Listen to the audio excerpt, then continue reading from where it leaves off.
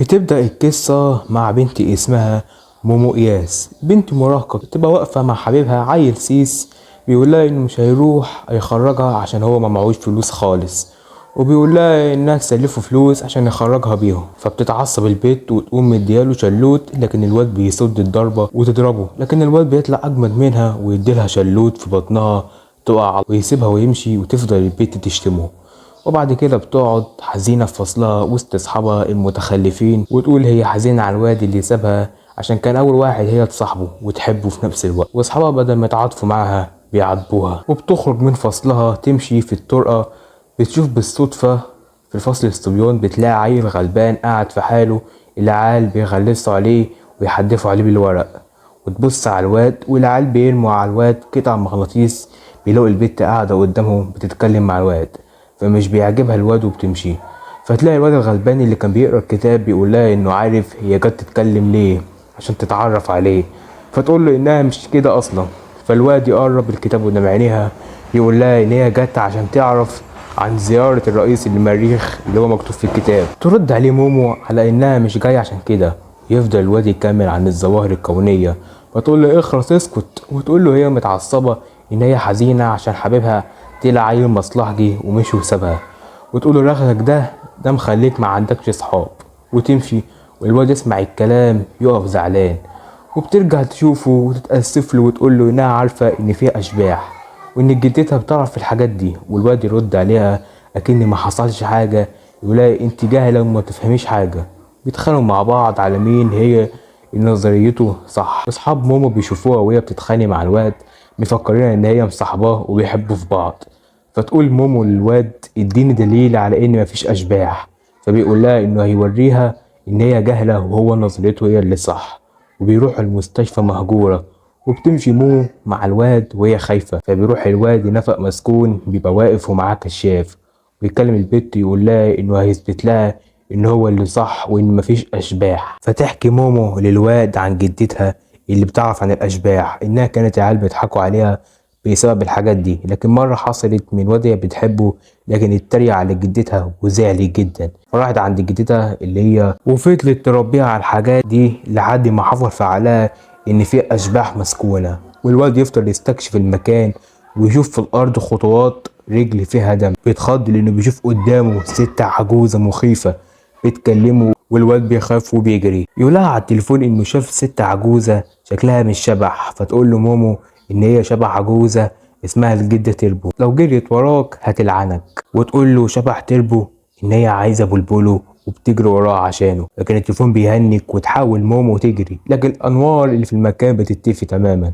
وبتشوف قدامها خيالات لثلاث اشخاص واقفين، وبتجري وهما بيجروا وراها وبيمسكوها من هدومها ويقطعوا هدومها ويقعدوها على سرير متحرك، ويبقوا واقفين قدامها الثلاث اشخاص الفضائيين بيحققوا معاها وبيقولوا لها انهم فضائيين، وتقول لهم انتوا ليه قطعتوا هدومي وايه السبب وعايزه هدومها دلوقتي حالا. وتحاول تمشي لكن هم رابطينها جامد، ويقولوا لها انهم عايزينها عشان يتكاثروا منها ويجيبوا فضائيين لانهم كلهم ذكور وعايزين انثى عشان، وطبعا بترفض وبتحاول تمنعهم. فبيمسكوا دماغها بيتحكموا بالموجات الدماغيه وبيخلوها تسكت، ويقرب منها واحد عشان يتكاثر. فجأة التليفون بتاعها بيرن، فبيروح يمسك التليفون يرد عليه، فبتخرج من التليفون ايه بتضربه، وبعدين بيخرج منه شبح لونه زي لون الجدة تربو، وبتبقى عايزة لا مؤاخذة بلابلهم كلهم، فبيخلع الفضائي جلده وبيواجهها، وبترجع لهم زي المجنونة. فبيمسكوها الفضائيين، وبيطلع الشبح ده هو الواد صاحب مومو بس اتلبس. فبيطلبوا الفضائيين البلبل بتاع الواد عشان يقدروا يتكاثروا.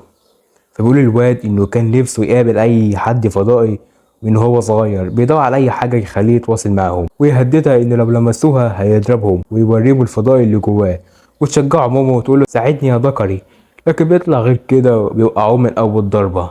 فبينوموها الفضائيين وتفتكر موقف مع جدتها وهي بتحكي لها عن اصحابها اللي كانوا بيتنمروا عليها، وبتدي لها جدتها نصيحة انها تفرغ طاقتها السلبية اللي في دماغها وتعلمها حركة، لكن مومو بترفض النصيحة وبتمشي وتتكلم وبتقول انها بتندم انها ما سمعتش كلامها، وتخرج طاقتها بقوة وبتخرج قدراتها الروحية وبتتفاجئ باللي هي بتعمله، وبتضرب الفضائيين وتخلص عليهم وتندع على الواد الغلبان بتاع الغموض ده.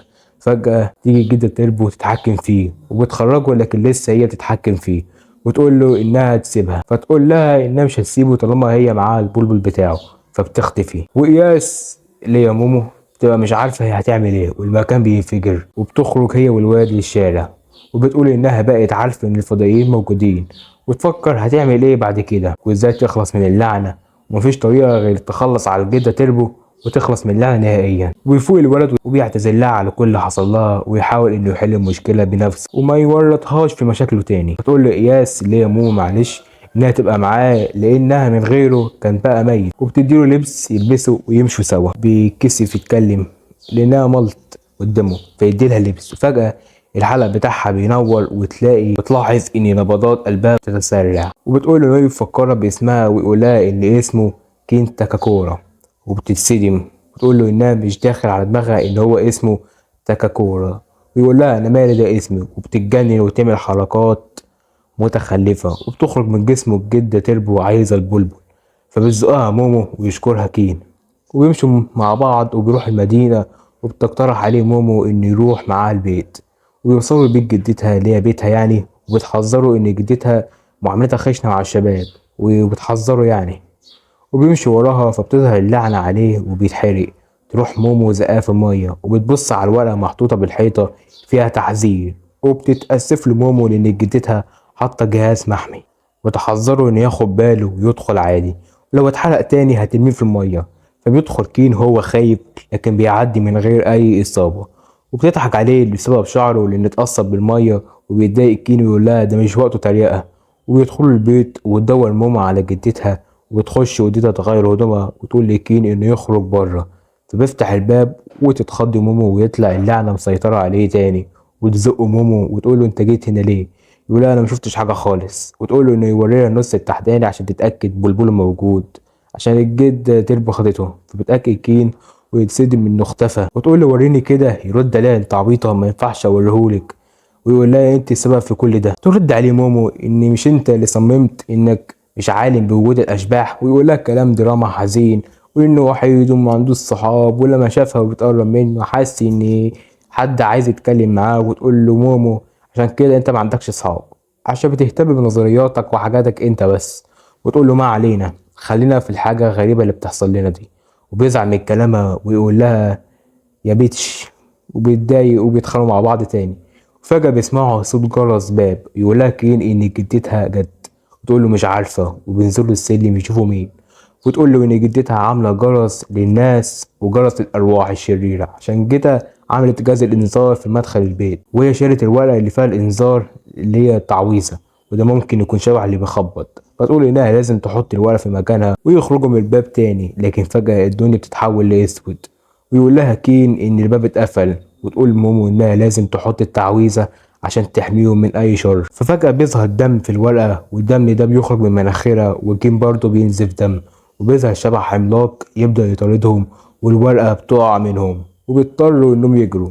ويقول الشبح انه عايز بلبله. تقول لي مومو هو انت عندك بلبل تاني يا ابني؟ يقول لها لا طبعا، ده تلاقيه شبح فضائي تاني. ويقول لها ان وحش اسمه فلاتوز اتشاف في امريكا لاول مره وبعدين لقوه في اليابان، وبيفتح بقه يخرج من بقه ضباب اسود. وتقول له طب وصوت الجرس ده جه منين؟ يقول لها معرفش. يقول لها ان ممكن يكون في شيء مشترك بين الفضائيين والاشباح، وياخدها ويجري، وايده فجأة بتتحول، ويفكر ويقول لها انه هيقتل الوحش. فبيتر- فبيترجاها انها تخرج منه اللعنة، وانه خلاص مبقاش يخاف من الفضائيين.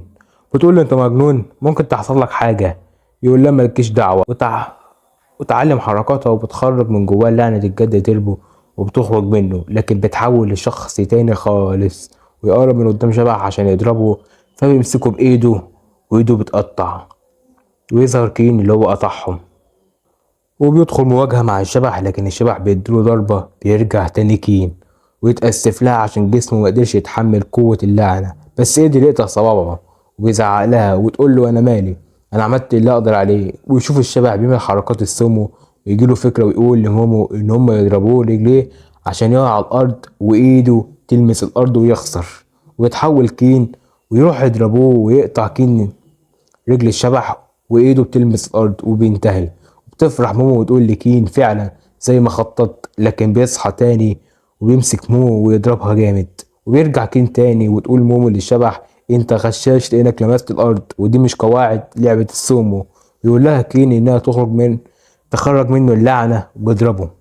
فبيكمل الشبح على مومو بالضرب، ويقول كين لمومو يلا خرج اللعنة. فبتتعصب مومو وتجيب الورقة، وكين والشبح بيتحرق والدنيا بترجع زي ما كانت اكن ما حصلش حاجة وبتفرح.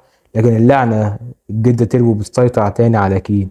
تقول لمومو اهمت بقى عايز افرح بالمكسب اللي احنا عملناه شوية. وبتضخ مومو وبيغمى عليها، ويلاقي كين ايده تتحرك. ولو عجبك الانمي متنساش تعمل لايك، ولو عايزين جزء تاني قولوا في التعليقات، ووصلوا الفيديو ده لايكات كتيرة، واشترك في القناة عشان لو عملنا الجزء التاني يوصلك وتتفرج عليه.